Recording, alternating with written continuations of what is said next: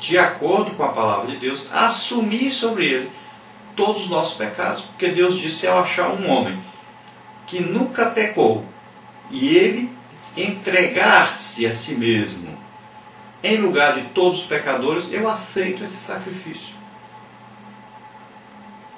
E perdoo todos os homens através desse sacrifício. E é o que Jesus fez. Ele levou sobre ele os nossos pecados, nossas enfermidades, nossas maldições, tudo que nos era contrário. A Bíblia diz a promissória que nos era contrária. Todas as nossas acusações, condenações, Jesus tomou sobre ele e morreu em nosso lugar. Então, na nova aliança, você entra em aliança com Deus quando você se arrepende dos seus pecados. Quando você crê que Jesus levou esses pecados sobre ele e morreu na cruz, em seu lugar, em meu lugar, em nosso lugar. Agora ele morreu e ressuscitou. Ele está vivo, ele venceu o pecado, venceu a morte, venceu o diabo. Você o aceita como Senhor e Salvador e passa a fazer parte dessa nova aliança. Uma aliança agora diferente da antiga. A antiga precisava você fazer alguma coisa para receber alguma coisa em troca. Na nova, você não tem nada para dar para Deus, só pecado. Então Jesus levou os nossos pecados sobre ele. E nós entramos nessa aliança sem merecimento algum. É pela graça de Deus. É dom de Deus. Não é por nossos atos, não é pelas nossas obras, não é porque nós fizemos alguma coisa, mas é Ele que vem a nós e nos oferece gratuitamente a salvação.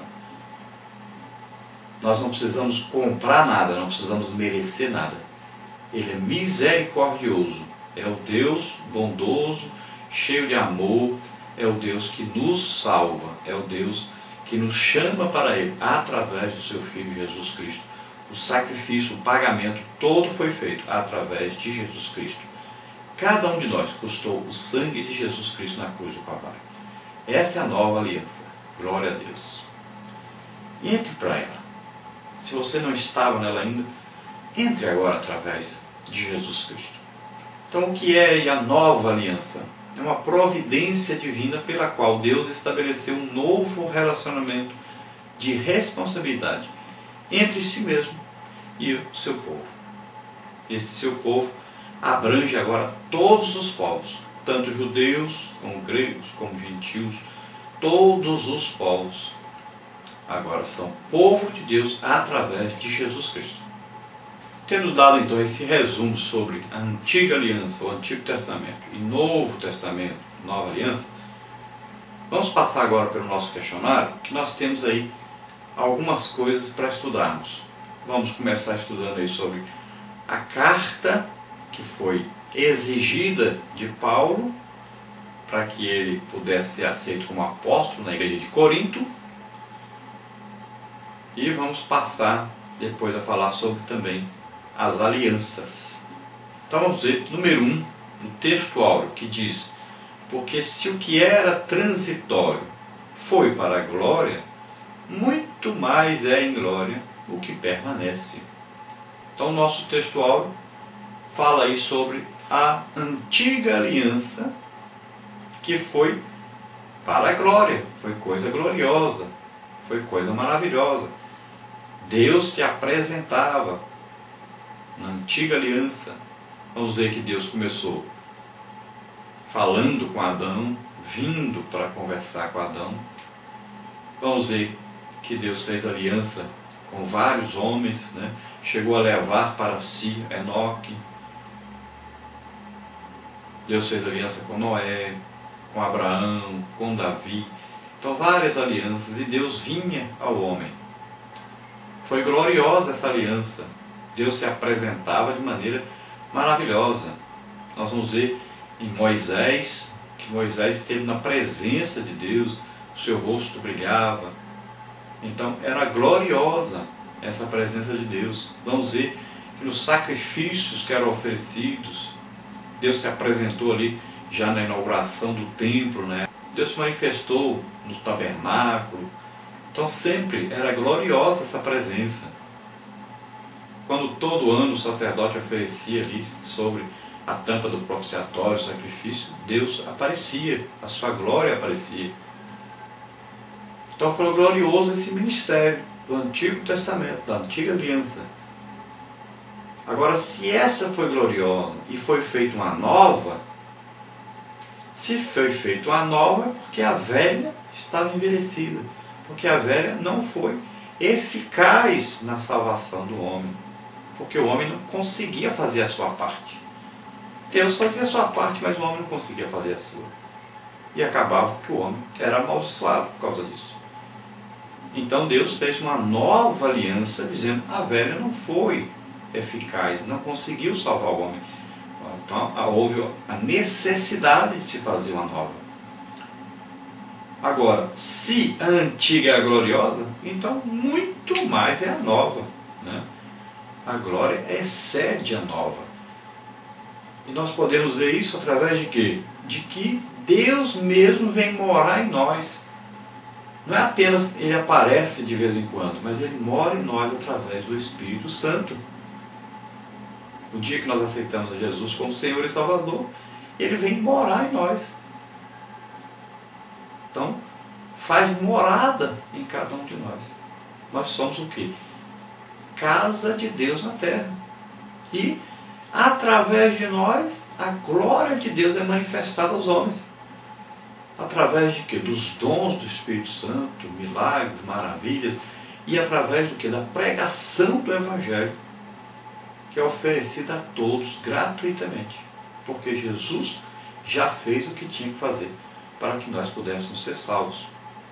Então esse ministério é mais glorioso do que do Antigo Testamento. E as coisas do Antigo Testamento eram materiais, eram promessas para serem cumpridas na terra. No Novo Testamento, as promessas são espirituais, são eternas, são para ser cumpridas no céu, são superiores. Glória a Deus. Vamos ver a verdade prática. Na verdade prática nós temos aí a glória da antiga aliança desvaneceu ante a glória superior da aliança revelada em Cristo Jesus. Então a glória da antiga aliança, ela foi deixando o seu brilho à medida que se aproximava a nova aliança. À medida que Jesus, o Messias prometido, o Salvador, ia chegando, então a antiga aliança foi perdendo o seu brilho, o seu valor, devido ao valor excessivo, vamos dizer assim, ou valor completo que surgiu através de Jesus. Então o brilho foi sendo perdido para que um brilho maior, uma glória maior surgisse, que é Jesus Cristo, nosso Salvador. Quando ele surgiu, fez a nova aliança nele, e agora a antiga, então, não tem mais valor, porque agora é pela graça de Deus, não é mais pelo merecimento do homem. Dentro da introdução, nós vamos ver o que havia da parte dos coríntios acerca de Paulo que substituía qualquer documento comprobatório de seu apostolado. Então nós vamos entrar aí agora nessa carta, no assunto da carta exigida, e vamos ver aí. Então, um conhecimento dele por parte da igreja. Não precisava então de uma carta por isso. Paulo fundara aquela igreja durante a primavera do ano 50 depois de Cristo. Paulo permaneceu na cidade inicialmente por 18 meses. Nessa época os irmãos reuniam-se em casas particulares com a de Tito Justo. Só então começaram a surgir os primeiros líderes daquela igreja. Então, da parte dos coríntios, não era necessário que Paulo fosse a Jerusalém pedir uma carta de apresentação e levasse a eles para ser recebido. Seria uma coisa absurda se o próprio Paulo, sem a participação de ninguém em Jerusalém, ele abriu a igreja em Corinto. Se essa igreja passou ali vendo Paulo durante 18 meses, sabia quem era Paulo, conhecia intimamente Paulo, sabia que ele não havia enriquecido, ele não mentia, não prostituía, não tinha dívidas não pagas, era um homem exemplar.